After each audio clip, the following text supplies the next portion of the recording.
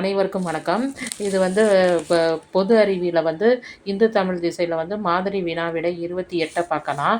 பட்டியல் 1உடன் பட்டியல் 2ஐ பொறுத்துக்க அப்படின்னு சொல்லிட்டு முக்கியமான கொஸ்டின்ங்க. இந்த ஃபஸ்ட்டு கொஸ்டின், இந்தியாவின் மகாசாசனம் ஆண்டு 1858.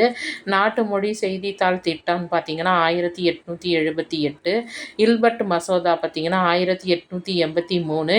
இந்திய தேசிய காங்கிரஸ் 1885. இது அப்படியே அதாவது எப்படின்னா அந்த கீழேந்து அந்த ஆண்டுகள் எப்படி இருக்குது, வரிசையாக இருக்குது.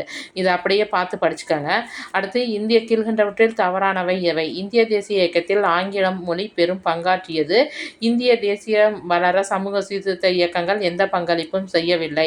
இது நமக்கு டைரெக்டாக பார்த்தாலே தெரியுது இந்த கூற்று தவறானது அப்படின்னு. பிரிட்டிஷாரின் பொருளாதார சுரண்டல் இந்திய தேசியம் வளர முக்கிய காரணம். லிட்டனின் டெல்லி தர்பாரும் நாட்டு மொழி செய்தித்தாள் சட்டமும் தேசியம் வளர வழிகோலியது. இதில் எது மட்டும் தவறுன்னு பார்த்தீங்கன்னா 2 மட்டும் தவறு. 1, 3, 4 அது நாம் 3ம் சரியானது.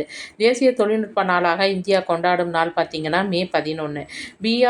பிஆர்ஐடியின் எந்த 6A மையங்கள் வருடாந்திரம் 6000 ரேடியோ யுமினியோ அசோ சோதனைகள் செய்கின்றன?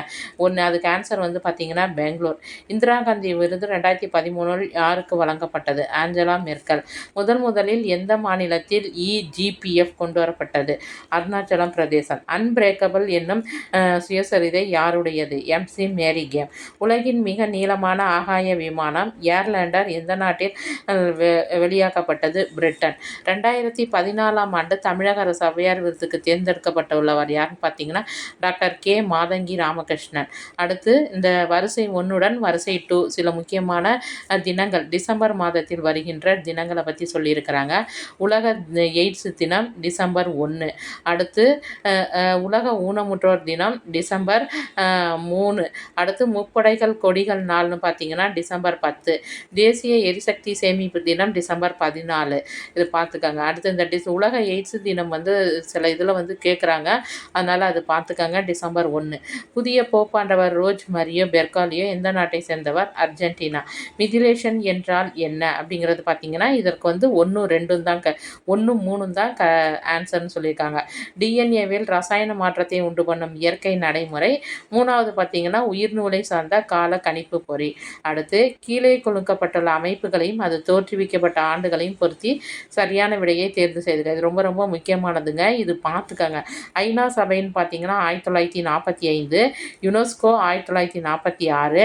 உலக சுகாதார அமைப்பு 1948. உலக வர்த்தக அமைப்பு 1995.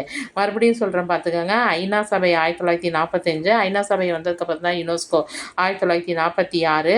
உலக சுகாதார அமைப்பு 1948. வரிசையாக பார்த்துக்கோங்க. அப்படியே 45, 46, 48. உலக வர்த்தக அமைப்பு 1995.